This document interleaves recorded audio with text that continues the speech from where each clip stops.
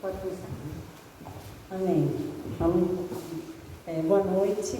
A paz do Senhor Jesus Cristo para a igreja. Louvado seja o Senhor, né? Porque a pessoa mais importante está aqui hoje. A Bíblia diz que quando 2 ou mais estão reunidos, ali Ele está. Muita gente está viajando, mas nós estamos aqui. Amém? Então a palavra que Deus está me falando essa semana, ela está lá em 2 Coríntios, no capítulo 2, no verso 14, 15 e 16, que diz o seguinte: graças, porém, a Deus, que em Cristo sempre nos conduz em triunfo, e por meio de nós manifesta em todo lugar a fragrância do seu conhecimento. Porque nós somos para com Deus o bom perfume de Cristo, tanto nos que são salvos como nos que se perdem. Para com este o cheiro de morte para a morte, para com aqueles o aroma de vida para a vida. Amém? Essa palavra tem me tocado muito no meu coração, porque eu fiquei me perguntando, né? Quando é um bom perfume, quando a gente vende um bom perfume, é aquele aroma gostoso, aquela coisa que, nossa, que delícia estar sentindo aquele cheirinho. E quando nós falamos do bom perfume de Cristo, o que a gente está exalando quando nós estamos na igreja, quando nós estamos com a família, quando nós estamos no trabalho? A gente tem cheiro de vida ou a gente tem cheiro de morte? Cheiro de vida traz saúde, alegria, a pessoa tem prazer de estar conosco. Será que como é que nós estamos vivendo até aqui? Como é que tem sido o nosso coração? No trabalho, muitas vezes, alguém chegou um dia para mim e disse: nossa, hoje tu estás com brilho, tu estás tão... Está tão bom falar contigo. Naquele momento, com certeza, eu estava exalando o bom perfume de Cristo. E no verso 14, ele diz, né? Que em todo lugar a fragrância do seu conhecimento. Como é que eu consigo exalar o conhecimento da palavra de Deus? Se eu leio a palavra, se eu medito na palavra, se eu mastigo a palavra, é isso que eu vou exalar. É isso que eu vou passar para as pessoas. E eu vou ser atraída pela unção que habita em mim. Que nessa semana a gente possa refletir e que a gente possa refletir nessa palavra. E que a gente possa realmente contrair esse bom perfume, o conhecimento da palavra de Deus, porque ela nos traz vida, ela nos traz esperança, ela nos traz saúde. Amém? Amém. Aleluia. Então eu vou orar por essa noite, por esse culto. Pai querido, nós queremos apresentar diante do teu altar este momento, o momento dessa nossa reunião, do nosso culto. E queremos te agradecer porque eu sei que a pessoa mais importante está aqui, que é o Senhor. Pai, que tu seja realmente presente, que a tua presença esteja neste lugar. Esteja com aquelas pessoas que não puderam vir. Esteja com aquelas que estão viajando, Pai, guarda, livra de todo mal. E com aquelas que talvez de repente estão a caminho para o culto. Guarda, livra, esteja com essas famílias, Senhor. Nós te agradecemos em nome de Jesus. Amém.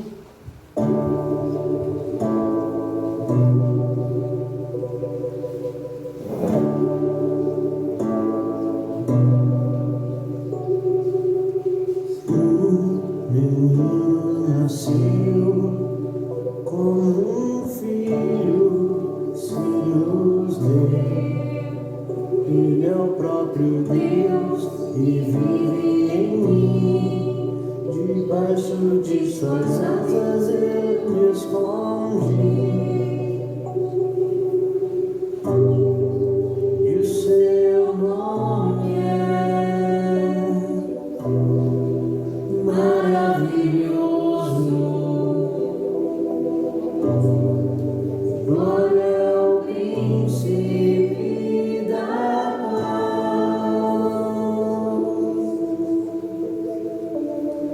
O céu começa a se abrir, toda a terra se dobrou a ti.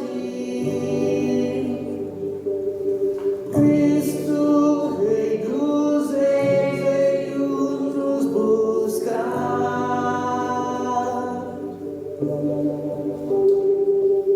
Leva-nos em tuas mãos pelas portas da cidade,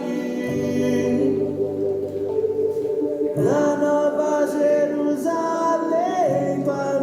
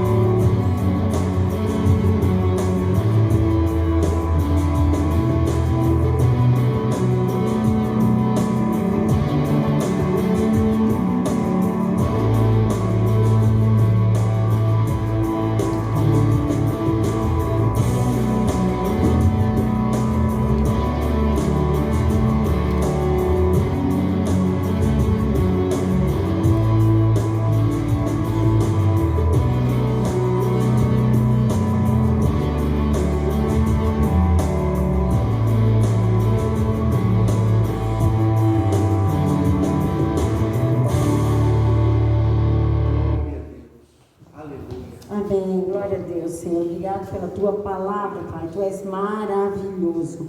Tua palavra diz que, Isaías 55, busquem o Senhor enquanto podem achá-lo. Invoque-se no agora enquanto Ele está perto. Senhor amado, que nós podemos realmente clamar pela tua presença.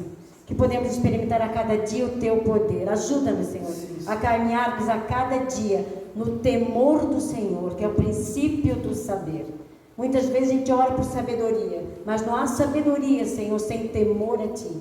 Que assim nós podemos caminhar a cada dia, buscando a Tua presença, reconhecendo que nada somos, mas que precisamos da Tua graça e da Tua misericórdia. E a Tua palavra diz, Senhor, que Tu tens prazer em ter misericórdia. Obrigado, Senhor, que a Tua palavra ela é completa. Obrigado, Senhor, que ela se renova a cada manhã, em cada coração, no nosso coração. Obrigado, Senhor, porque Tu tens cuidado da Tua igreja. Clamamos, Pai, por aqueles que não puderem estar aqui, mas que Tu possa, Senhor, estar com eles aonde eles estiverem. Que eles venham se render a buscar a Tua presença e reconhecer, Pai, que sem Ti nada somos e nada podemos. Reconhecemos a Tua grandeza, reconhecemos o Teu poder, reconhecemos, Senhor, o quanto precisamos da Tua presença para podermos caminharmos e ter uma vida alegre, uma vida em paz. Muito obrigado, Senhor, que Tu possas guardar a nossa pastora Heloísa, seu esposo, onde ele estiver, Senhor, dando saúde, dando alegria, providenciando tudo que necessitam. Guarda, Senhor, a vida da Heloísa, a sua família, o seu retorno para a sua casa essa semana. Nós clamamos e suplicamos o Teu cuidado para com o Teu povo, para com a Tua igreja. Obrigado porque podemos orar, obrigado por essa liberdade que temos aqui hoje à noite. Podemos orar, podemos cantar, podemos louvar. Pai, obrigado, Senhor. Obrigado pelo Teu infinito amor. Obrigado pelo Teu cuidado. Em nome de Jesus. Amém.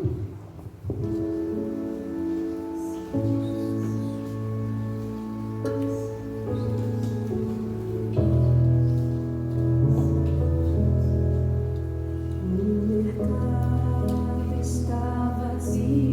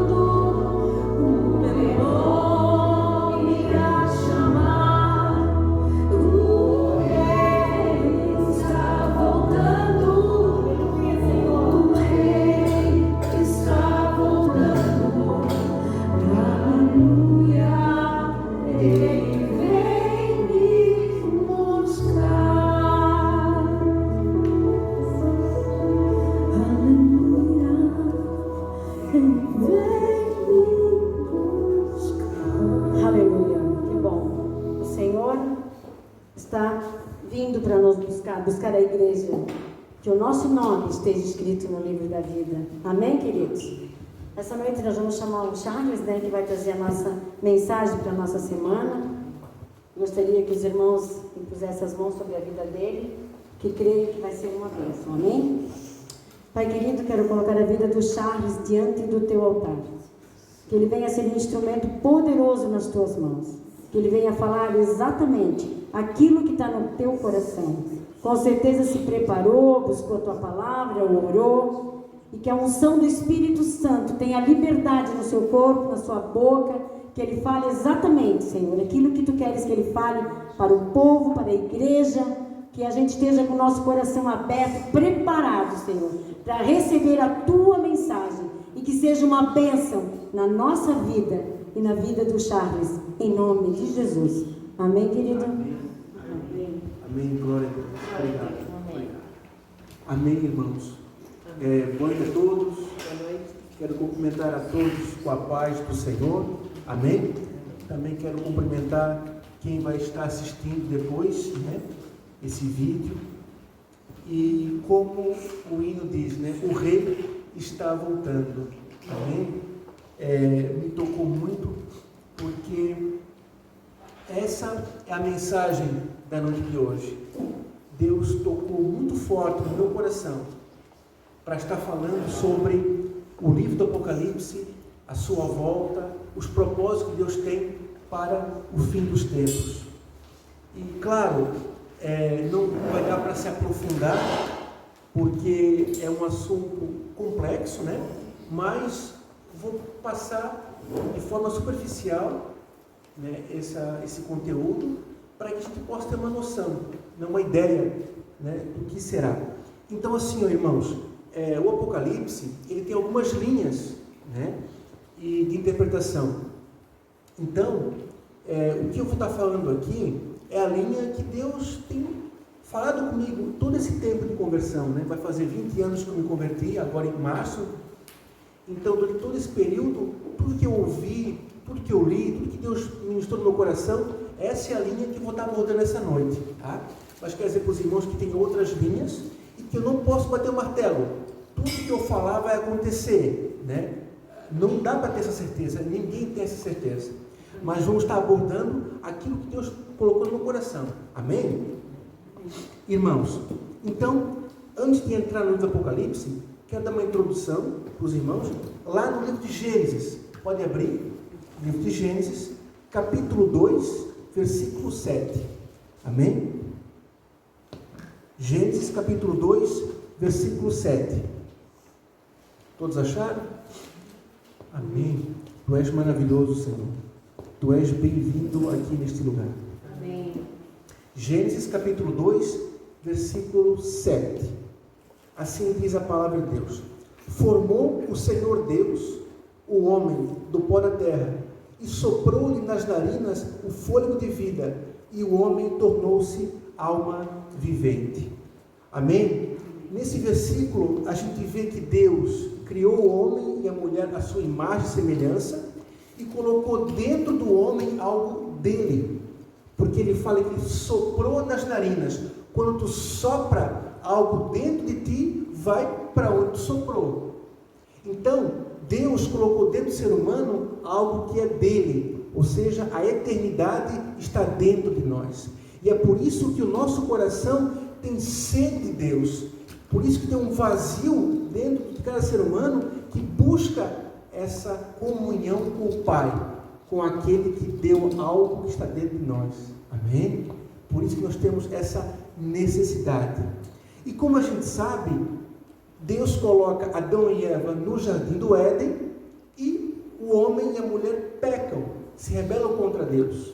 O pecado entrou na humanidade nesse momento. E o que acontece? Quando o homem peca, ele é expulso do jardim. E lá em Gênesis 3:21, a Bíblia fala que Deus fez vestes de um animal para Adão e para Eva. O que isso significa? Se Deus fez veste de pele de animais, é porque Ele sacrificou um animal. Então, esse versículo já está apontando para Cristo. Então, o que acontece? Deus, para cobrir a nudez, a vergonha de Adão e Eva, sacrificou um animal. Deus estava falando da seguinte forma: para cobrir a nosso pecado, a nossa vergonha, Ele providenciou Jesus, o sacrifício na cruz do Calvário. Então, irmãos, tudo do Antigo Testamento aponta para Jesus. Os patriarcas, profetas, o tabernáculo, as 7 festas do Antigo Testamento, tudo aponta para Cristo. O Antigo Testamento é uma sombra da obra de Cristo. Só para ter uma ideia, o tabernáculo, ele tinha 3 portas. A primeira porta dava acesso ao átrio. O nome da porta se chamava Caminho. A segunda porta, adentrando o tabernáculo, daria acesso ao lugar santo. O nome dessa porta se chama Verdade. E a última porta, que dá acesso aos Santos dos Santos, o nome dela é Vida. Então, olha só que interessante. Jesus, o tabernáculo é a figura de Jesus no Antigo Testamento. E as suas portas, o nome Caminho, Verdade e Vida. Lembra alguma coisa? João 14,6. Eu sou o caminho, a verdade e a vida. E também Jesus diz que Ele diz: eu sou a porta. Amém? Então eu quero mostrar para vocês que tudo no Antigo Testamento aponta para Cristo. Amém? E Jesus nasce, Ele veio a esse mundo e Ele cumpre toda a lei de Moisés. E Ele morre a nossa morte. Como assim? Quando Deus colocou Adão e Eva no Éden, Deus falou assim: se comeres do fruto da árvore do conhecimento do bem e do mal, certamente morrerás. Então, Deus não é homem para que minta, e nem filho para que se arrependa. Tenha dito não fará, e tendo falado não cumprirá. Então o homem se rebelou, então a morte veio. E essa morte veio sobre toda a humanidade, porque a semente foi contaminada, todos pecaram. Então, para nós, não teria mais recurso, somente o inferno. Essa é a realidade.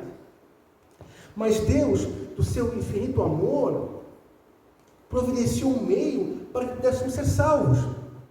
Então, o que acontece? Alguém tem que morrer essa morte, alguém tem que pagar o preço. Por isso, que se Jesus não viesse a esse mundo, seria impossível alguém ser salvo. Então Jesus vem, morre a nossa morte. Aquela morte que era para mim morrer, Ele morre, Ele toma o meu lugar. E quando eu aceito a Cristo, eu transfiro o meu pecado para Jesus. E como Ele já morreu, já pagou, a minha vida está paga. Eu volto novamente a ter comunhão com Deus, como era no Éden. Estão entendendo? Então o sacrifício de Jesus, ele é extremamente importante.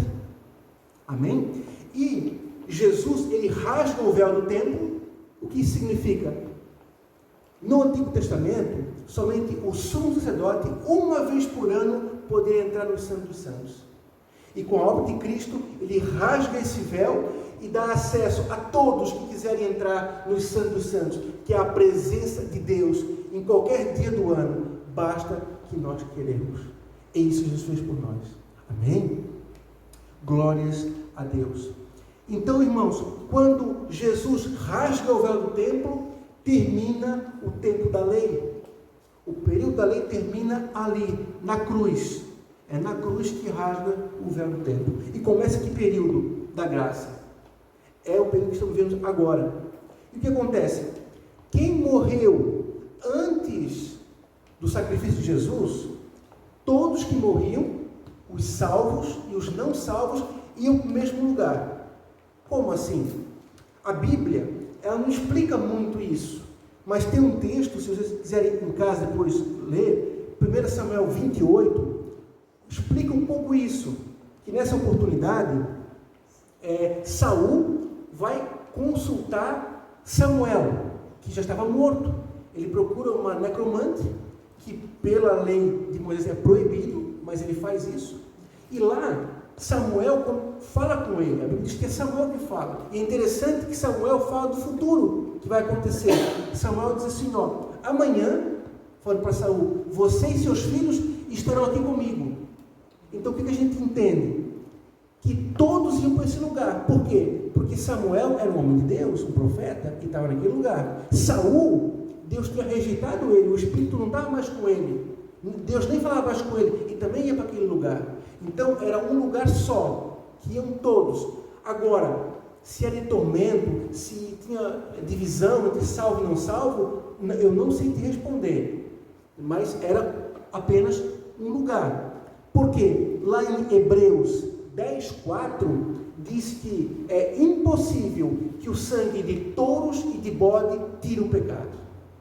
Então o que acontece? Até Cristo não cumpriu, consumar o sacrifício, era sangue de touro e de bode que era feito de expiação do pecado. Então esse sangue só encobria, ele não resolvia o pecado. Era uma forma provisória, por isso que todos estavam no mesmo lugar aguardando o sacrifício perfeito. Entenderam? Estão entendendo, pessoal? Amém? Vamos em frente. Glória a Deus. Então, quando Jesus morre na sexta-feira santa, e ele ressuscita no domingo, nesse intervalo de tempo, entre sexta e domingo, Jesus desce ao inferno.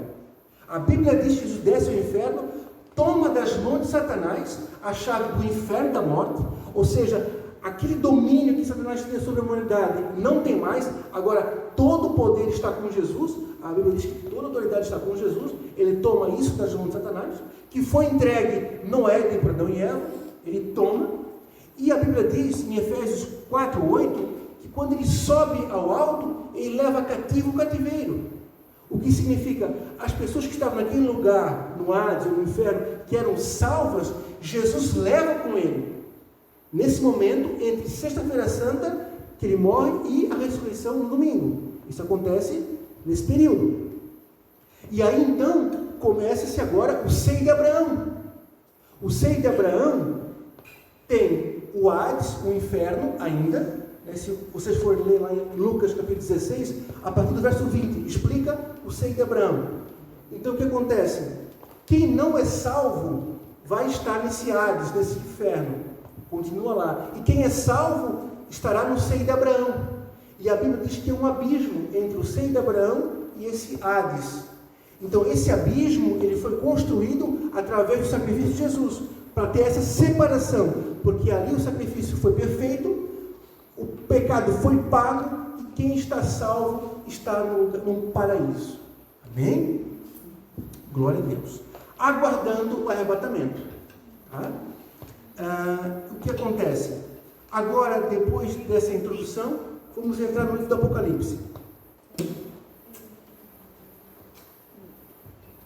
O livro do Apocalipse tem 550 referências do Antigo Testamento.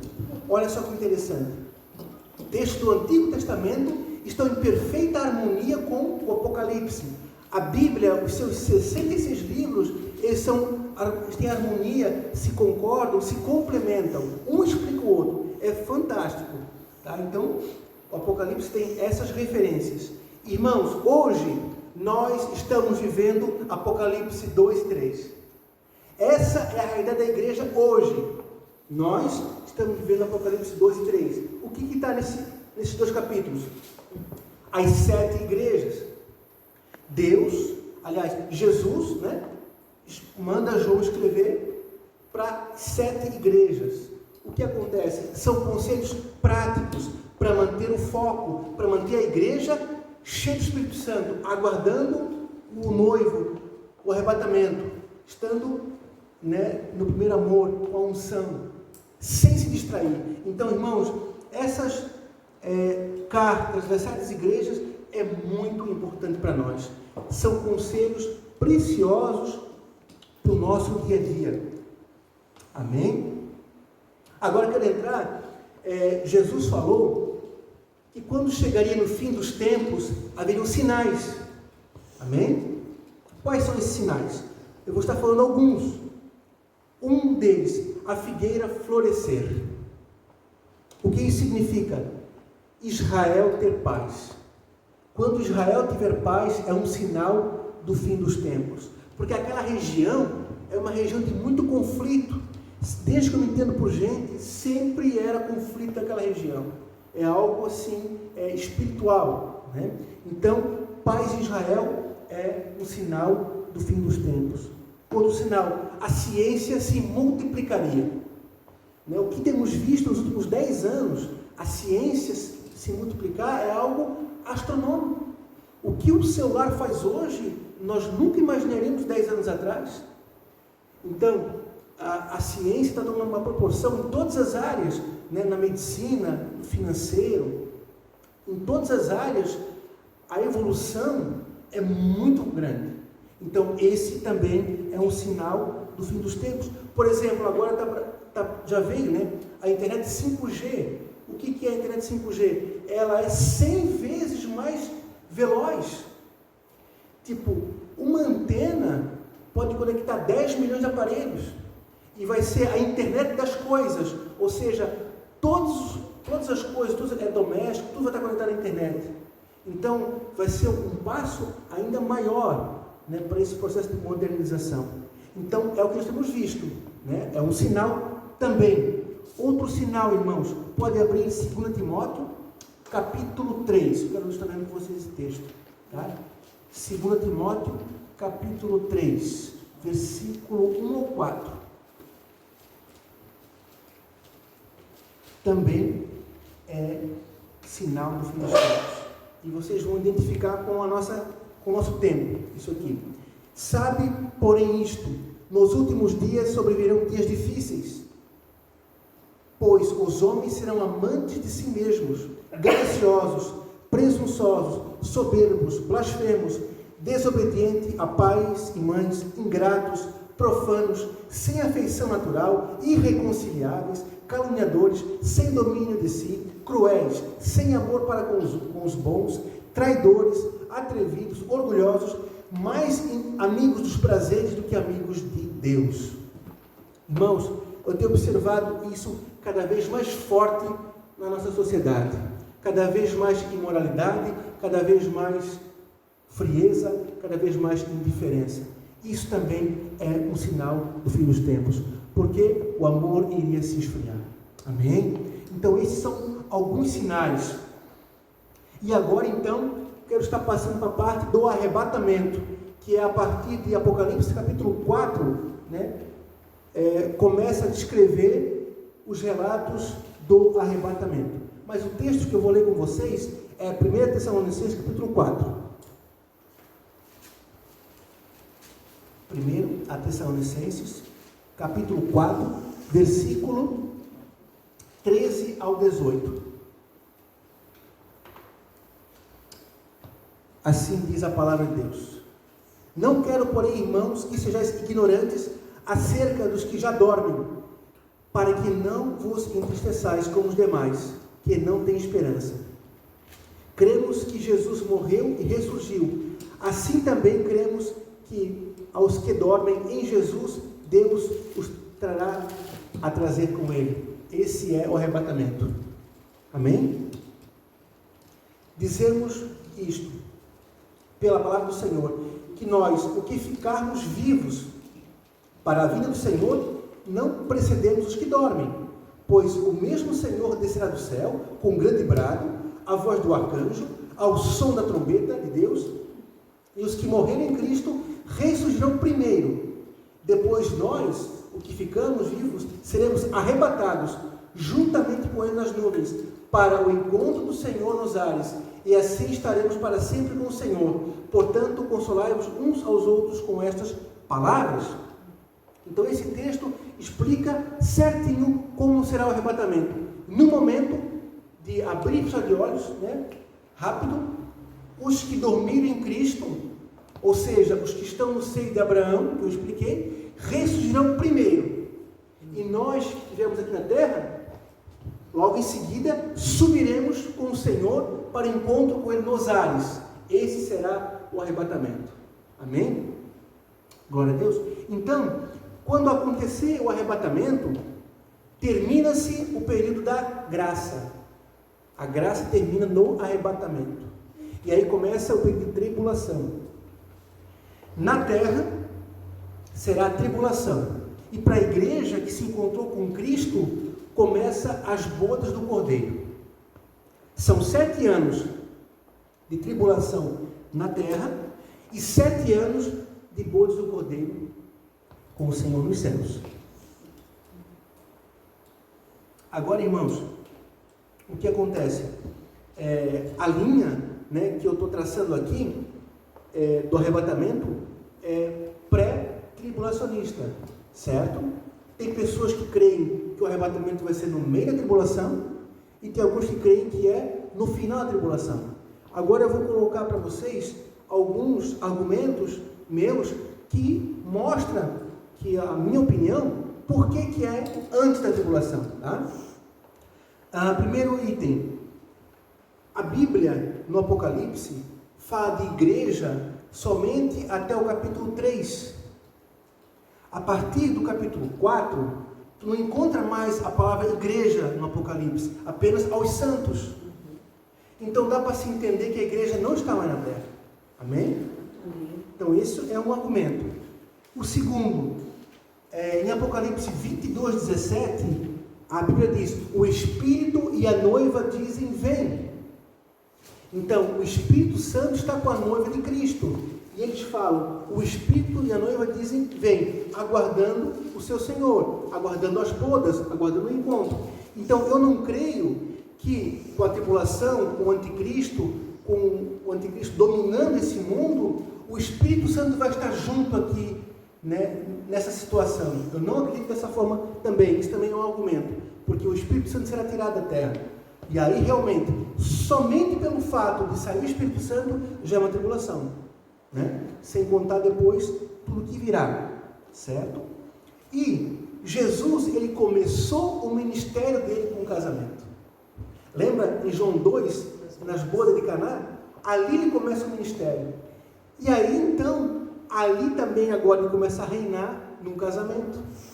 Ou seja, veio o arrebatamento, leva a igreja para as bodas do Cordeiro. Sendo que a igreja é a noiva, o Cristo é o noivo. Amém? Glória a Deus. Então, é isso por isso que eu tenho essa linha, certo? E é interessante, irmãos, que tem uma parábola que fala dessas bodas do noivo, é a parábola das 10 virgens. E o número 10, na Bíblia, significa juízo. Então, quando Jesus vir no arrebatamento, vai trazer juízo sobre a igreja. Por quê? Porque a Bíblia diz que 5 estavam preparadas com azeite e 5 não estavam. Então, o que acontece? As 5 que tinham azeite foram com o noivo, foram para as bodas. E as 5 que não tinham ficaram para a tribulação. Isso é o juízo. Então, o que acontece? O que é o azeite? É o Espírito Santo.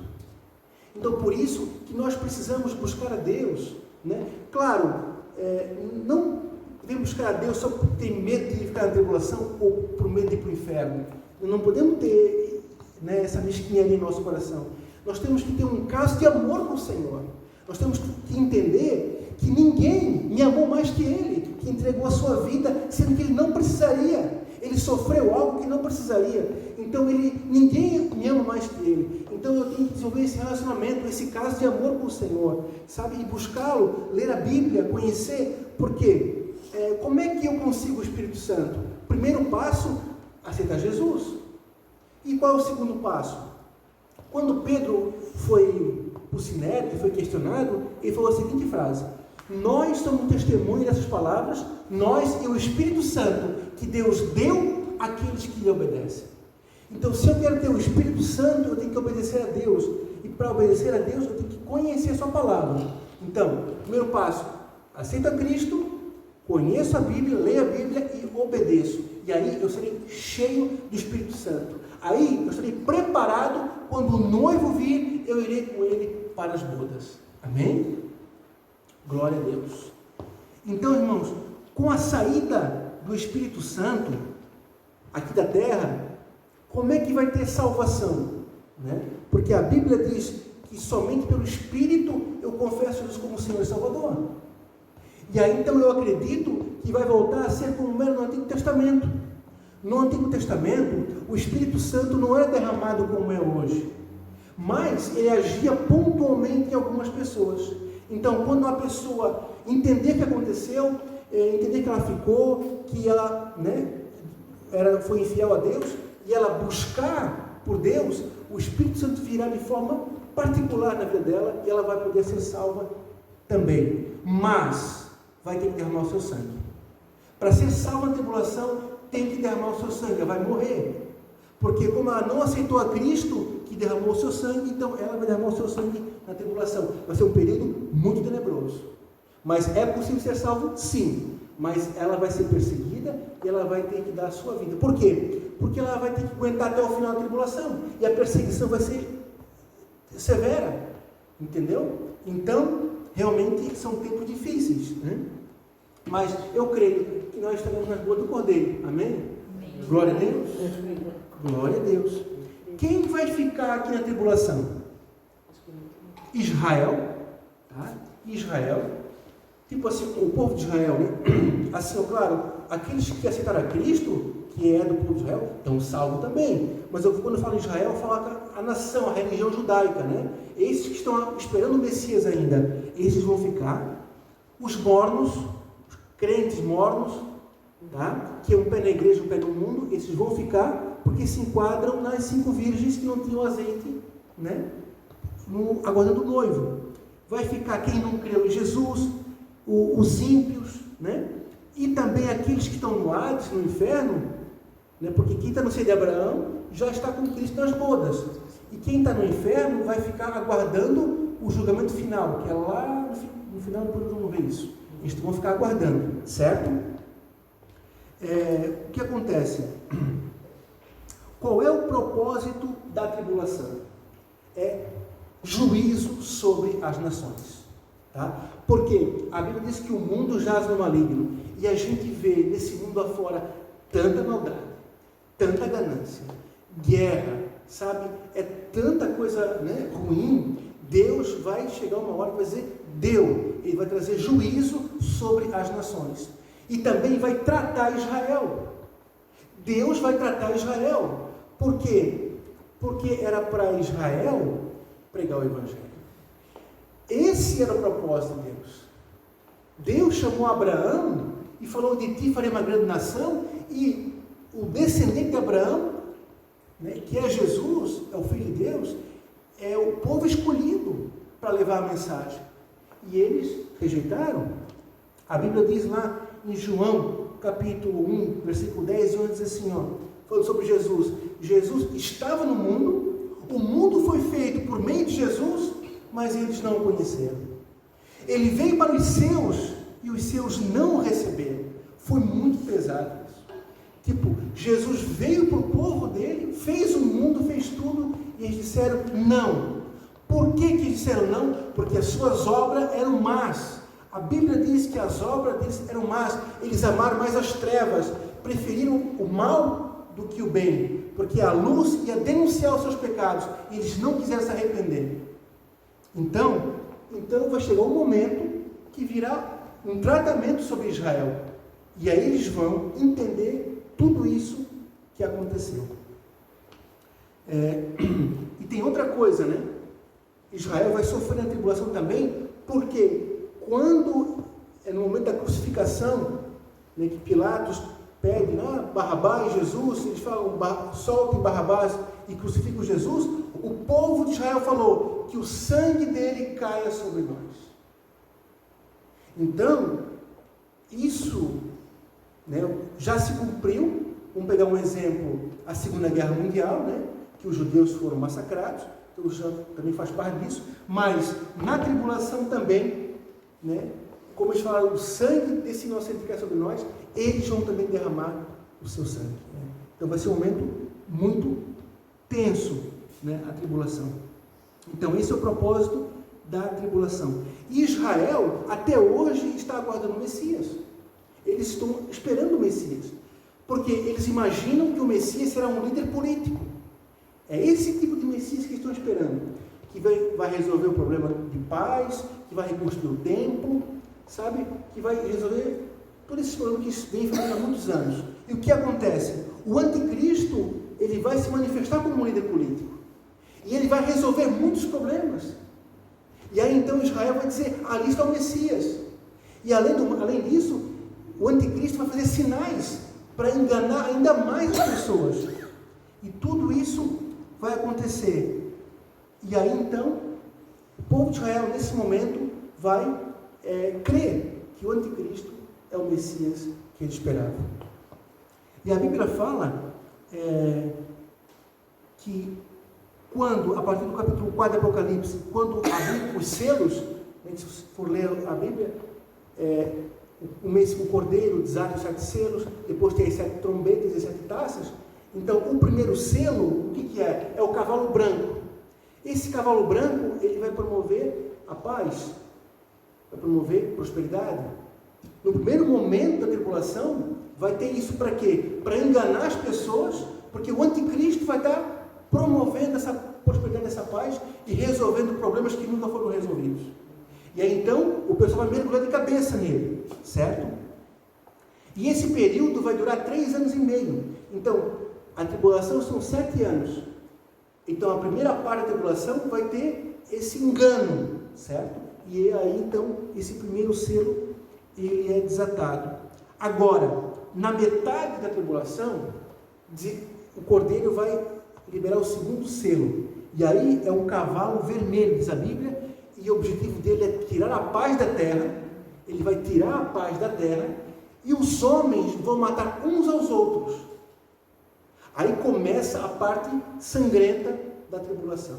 E nesse período, o que acontece? Como o anticristo veio como um líder, ele se une a Israel e eles reconstroem o templo antes da metade, até a metade da tribulação. Eles reconstroem o templo. Então estão em harmonia, felizes, né? Mas nessa etapa, quando desata o segundo selo, o anticristo se assenta no trono e ele quer ser adorado como Deus. Aí Israel, opa, espera aí, não é assim. Aí Israel entende que ele não é o Messias, que eles foram enganados. Eles vão entender que o Messias já veio, que é Jesus, e aí eles rompem com o anticristo, certo? E aí começa então a perseguição do anticristo para os judeus, e aí eles começam a pregar o Evangelho. É na metade da tribulação, certo? Como eu falei, né? Eu não vou poder falar todos os selos, todas as taças, né? Porque senão ia ficar muito. Então, assim, o que são esses selos, trombetas e taças? É o juízo de Deus sobre as nações. Então, se você for ler, vai ver, é catástrofe, é peste, é fome, é guerra, é escassez. É isso que são, né? Os selos, as trombetas e as taças. Tá? Porque olha só, lá no Getsemane, Jesus pede ao Pai, né? Pai, se possível, passe de mim esse cálice. Ele orou. O que era esse cálice? Esse cálice é o cálice da ira de Deus. Então, não tinha outra forma. Jesus precisava beber o cálice da ira de Deus, porque senão nós temos que beber.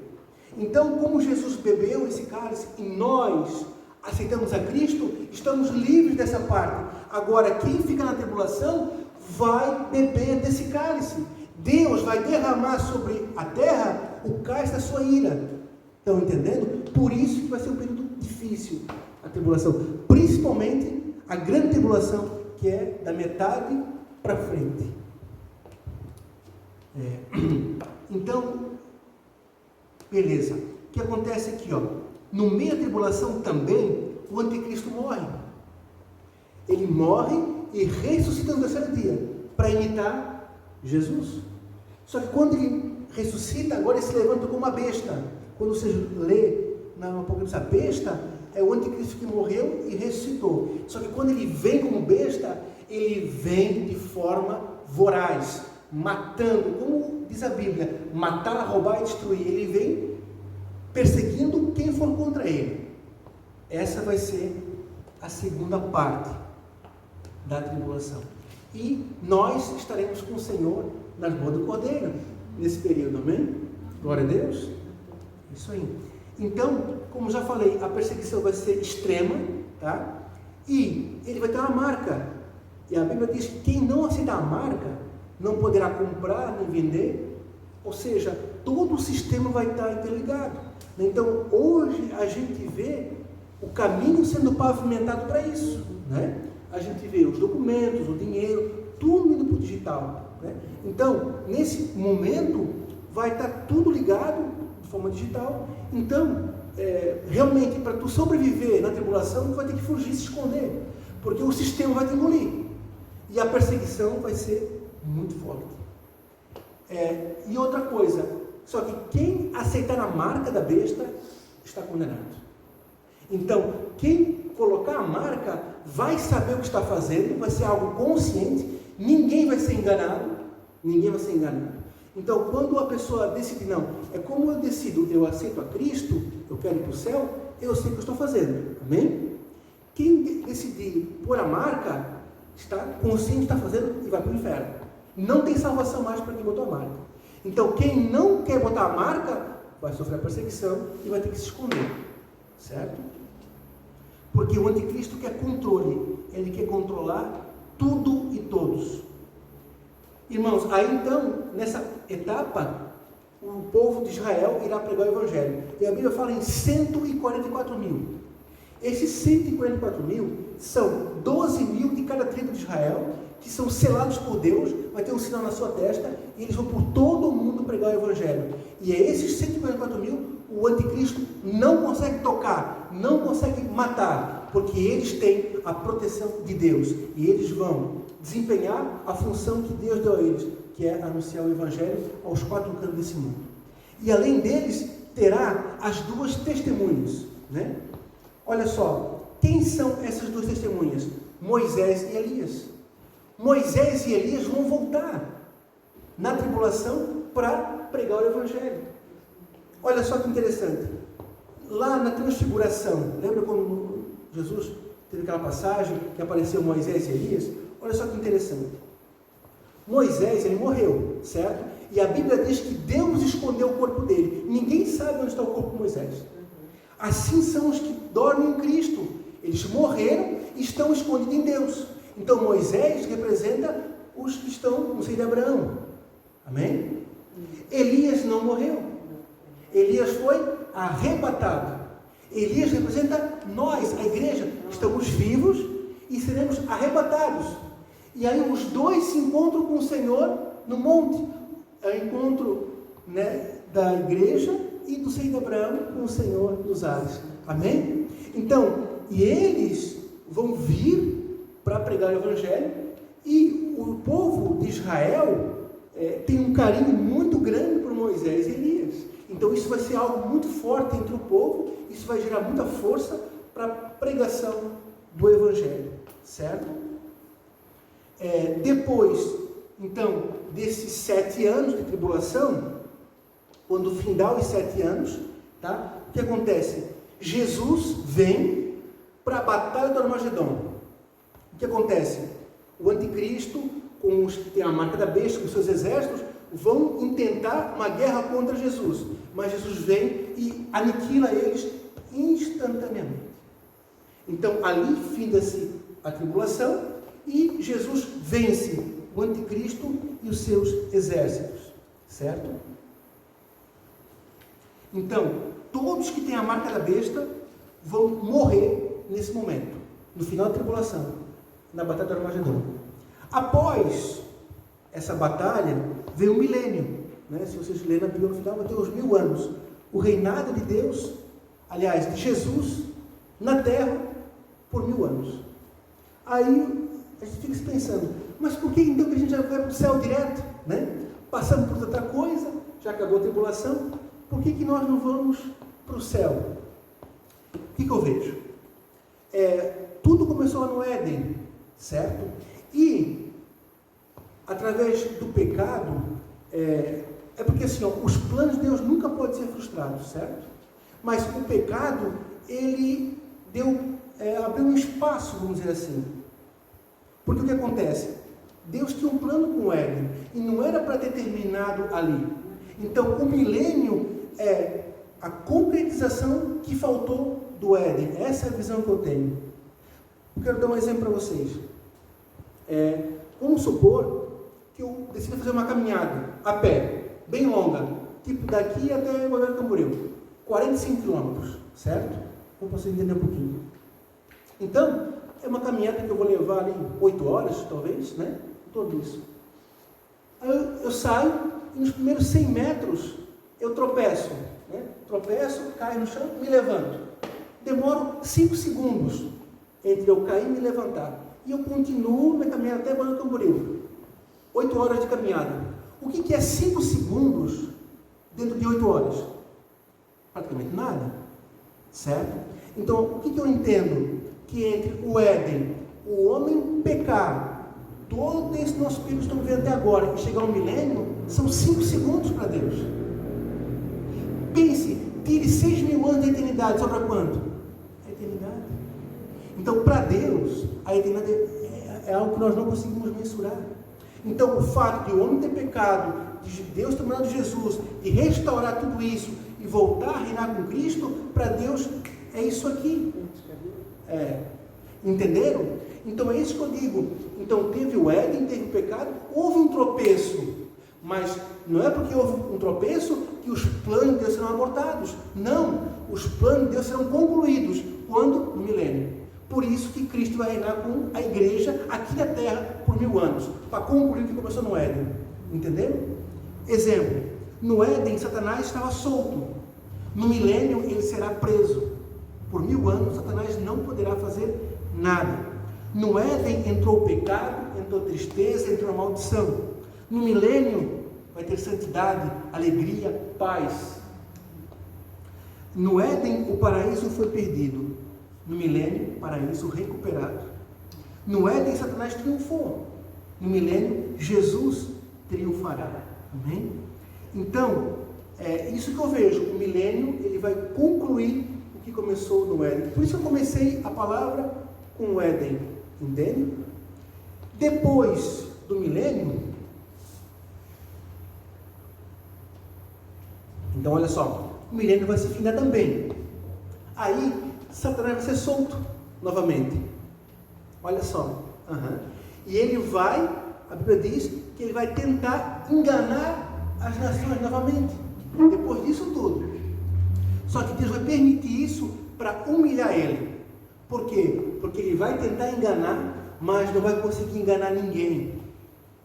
Deus vai mostrar, olha, você vai ser humilhado, os seus planos agora foram descobertos, você não engana mais ninguém. E a Bíblia diz que virá um fogo sobre ele e consumirá instantaneamente. Amém? Aí então, esse intento, o último intento de Satanás, é chamada batalha de Gog e Magog, mas apenas ele será envergonhado. Após isso, agora sim virá o julgamento do trono branco. Olha só, aí é o juízo final conhecido. E qual é o objetivo do julgamento do trono branco? Deus vai julgar as nações. Ali vem o julgamento de todos. E vocês sabiam que nós seremos o júri? Sim. A Bíblia diz em 1 Coríntios capítulo 6, versículo 3, que nós julgaremos os anjos. Então vai ter um tribunal. O júri vai ser nós, os salvos, né? Por isso, né, temos que perseverar para ser salvos, para ser júri, não ser réu, né?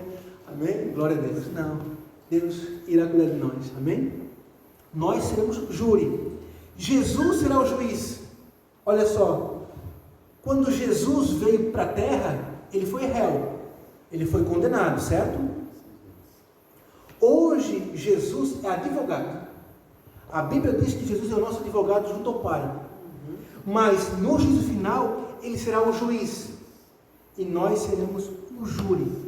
Quem serão os réus? Os ímpios, né? Os mortos, né? Aqueles crentes que é um pé na igreja, um pé no mundo.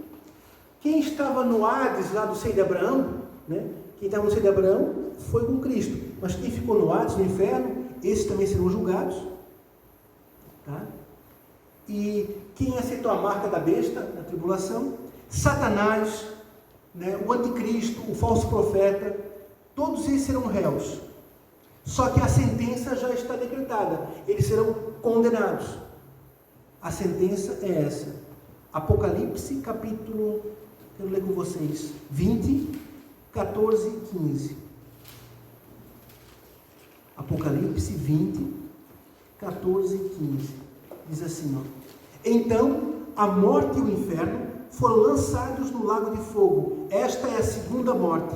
E todo aquele que não foi achado escrito no livro da vida foi lançado no lago de fogo. Então, como a Ivete falou, né? Do livro da vida, o nome escrito no livro da vida, né? Isso é tremendo. Ter o nosso nome escrito no livro da vida. Isso é uma garantia que nós não seremos condenados. Então, o que acontece? Deus irá lançar o inferno inteiro, Satanás, o falso profeta, né? A besta, todos não salvos, para o lago de fogo de enxofre. Então, inferno é uma coisa, o lago de fogo é outra. O inferno é onde as pessoas não salvas estão hoje. E o lago de fogo de enxofre é o destino de todos os que não foram salvos, junto com os demônios. Certo? Então é isso. E nós, aí sim, depois do julgamento do trono branco, depois do juízo final, iremos para a Nova Jerusalém. Amém? E lá não terá mais choro, nem morte, nem dor, nem sofrimento. As primeiras coisas já se passaram, eis que tudo se fez novo. Não precisará mais de sol, porque o próprio Jesus irá nos iluminar a todos. E aí será o nosso lugar definitivo, o céu, a Nova Jerusalém, o propósito que Deus criou, a minha vida e a tua vida e de toda a humanidade, passar a eternidade do lado dele. Esse é o propósito de Deus, estarmos todos juntos na Nova Jerusalém. Por isso, vale a pena, irmãos, ficar firmes. Vale a pena lutar contra o pecado, vale a pena renunciar àquilo que tem que ser renunciado, porque o nosso futuro será glorioso junto com o Senhor. Amém? Então, irmãos, quando você vê uma palavra sobre Apocalipse, sobre tribulação, não é para ter medo. Nós não devemos ter medo, porque a Bíblia diz que aquele que tem medo não é aperfeiçoado em Deus, que Deus é amor. Precisamos ter responsabilidade. Nós não precisamos ter medo, mas temos que ser responsáveis. Fazer a nossa parte. Não é de qualquer jeito. A Bíblia diz que sem santidade ninguém verá a Deus. E o que é ser santo? É não pecar? Não. É viver separado para Deus. E se eu pecar, me arrepender e deixar o pecado. Esse é o caminho. Não precisamos ter medo. Porque Jesus diz: todo aquele que vem a mim, de maneira nenhuma o lançarei fora. Amém? Precisamos ter um coração contrito, quebrantado, um coração sincero, dizendo: Senhor, aqui está a minha vida, me guia, me ensina, eu quero te agradar, eu quero que o Senhor olhe para mim e fale como falou para Davi, ali vai o nome segundo o meu coração. Então precisamos da ajuda de Deus. Só que para ter isso, precisamos de comunhão, irmãos. Precisamos todos os dias ter um tempo para ler a Bíblia e para orar. Porque quando eu leio a Bíblia, Deus fala comigo. Eu conheço os seus mandamentos, eu posso praticar os seus mandamentos, e aí eu vou ser cheio do Espírito Santo. Porque Deus dá àqueles que não obedecem. E preciso também orar, porque quando eu oro, eu converso com Deus. E quando eu estabeleço esse relacionamento, eu me aprofundo em Deus, eu mergulho no rio de Deus. Deus tem toda a liberdade para me guiar, para me discipular, para me ensinar, para me corrigir, para me dar esperança, dar alegria, me dar paz, tudo que eu preciso. Eu preciso estar exposto à presença de Deus. Amém? Por isso que é importante comunhão com Deus. E também é muito importante vir ao culto. É muito importante a comunhão entre os irmãos, a igreja unida. A Bíblia diz em Hebreus 10, 25, não nos deixamos de unir como igreja, porque isso é uma força aqui na terra. E a Bíblia diz que as portas do inferno não prevalecerão contra a minha igreja. Então, precisamos valorizar o culto, precisamos vir ao culto e estar em comunhão entre os irmãos. E Deus age no particular e no coletivo. Amém? E Deus distribuiu 12 talentos para cada um. E Deus quer usar a todos para a edificação do corpo de Cristo. E é importante, irmãos, eu falei em orar, em ler a Bíblia, mas precisamos nos policiar, porque às vezes estamos lendo a Bíblia e orando de forma mecânica, apenas para cumprir tabela, apenas para dizer, Senhor, eu li, fiz a minha parte.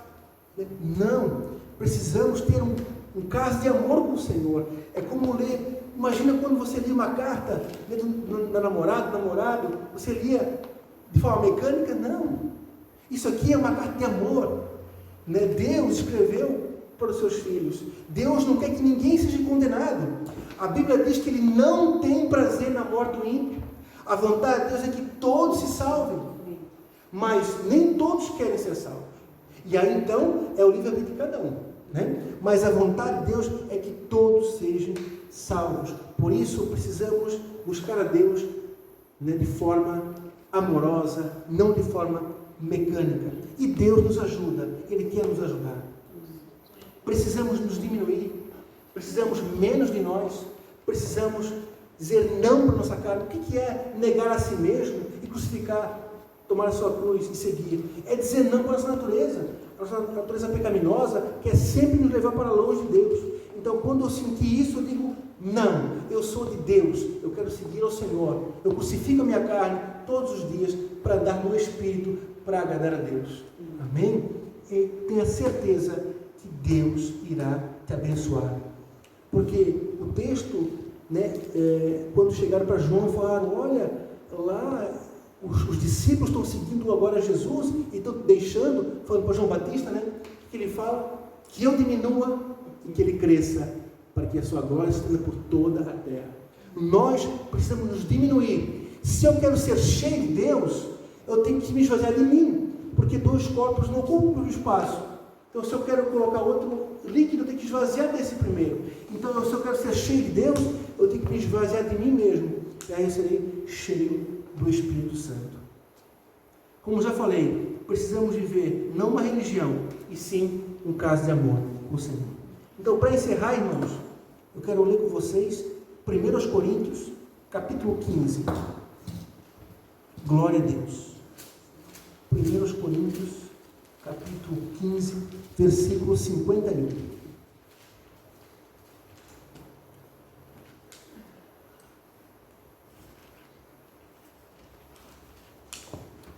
Amém? Todos acharam? Olha só. 1 Coríntios 15, 51. Eis que vos digo um mistério. Na verdade, nem todos dormiremos, mas todos seremos transformados a arrebatamento. No momento, no abrir e fechar de olhos, ao soar a última trombeta, pois a trombeta soará, e os mortos ressurgirão incorruptíveis, e nós seremos transformados, pois convém que isto que é corruptível se revista da incorruptibilidade, e o que é mortal se revista da imortalidade.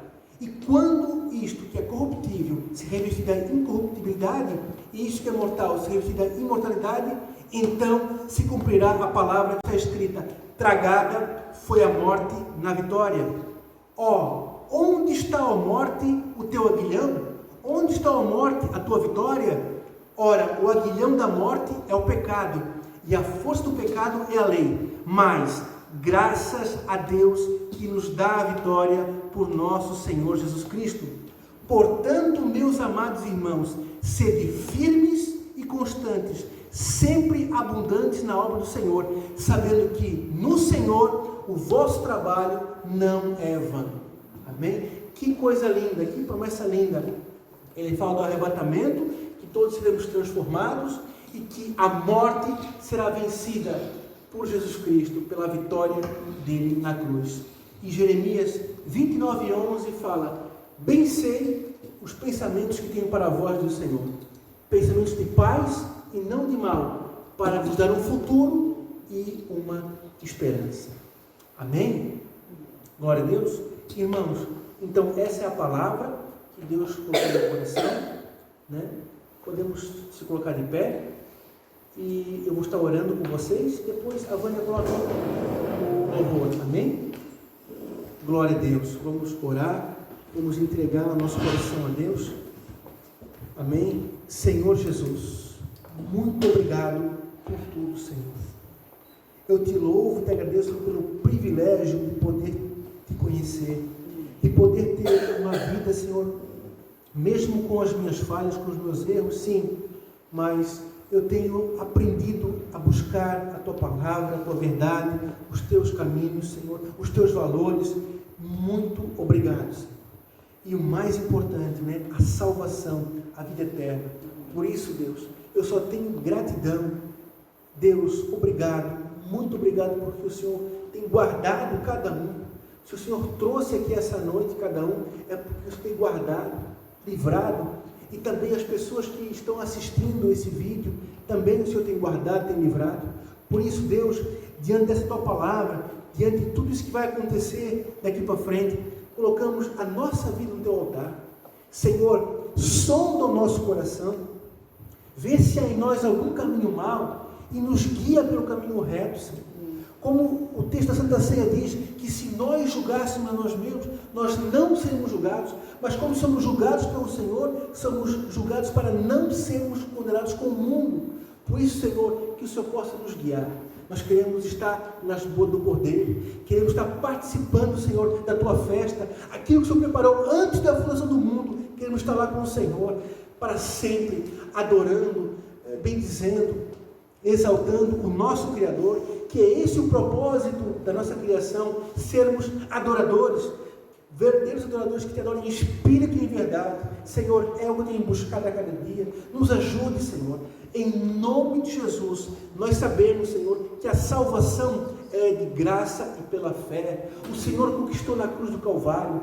Isso ninguém pode tirar de nós, a não ser que eu decida ter uma vida na iniquidade. Aí isso pode me afastar de ti, sim, Senhor. Por isso, queremos estar com o nosso ouvido sensível à Tua voz, para que o Senhor possa sempre nos guiar, nos corrigir, nos exortar, para que possamos andar sempre na Tua presença, cheio do Espírito Santo, com um azeite, com um óleo, aguardando o noivo, Senhor.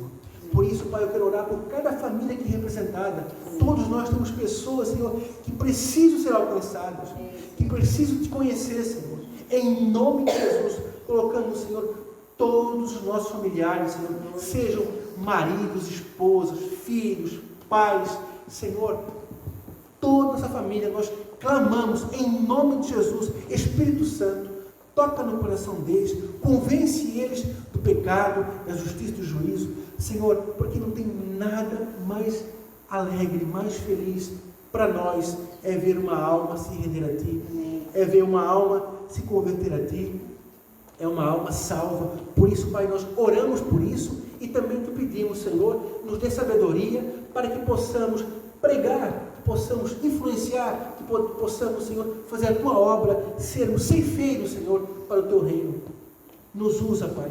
Deus, que o Senhor possa guardar cada um que está aqui, Senhor. Eu oro, Pai, por essa semana, que o Senhor possa livrar, dar livramento, guiar, abençoar, Senhor, aquilo que nós estamos precisando. O Senhor conhece a nossa necessidade, que o Senhor possa vir de encontro à nossa necessidade, Senhor. Nós pedimos em nome de Jesus o Teu toque, o Teu Espírito Santo. Queremos ser cheios de Ti, Senhor. Queremos ser cheios do Teu Espírito Santo, em nome de Jesus. Amém.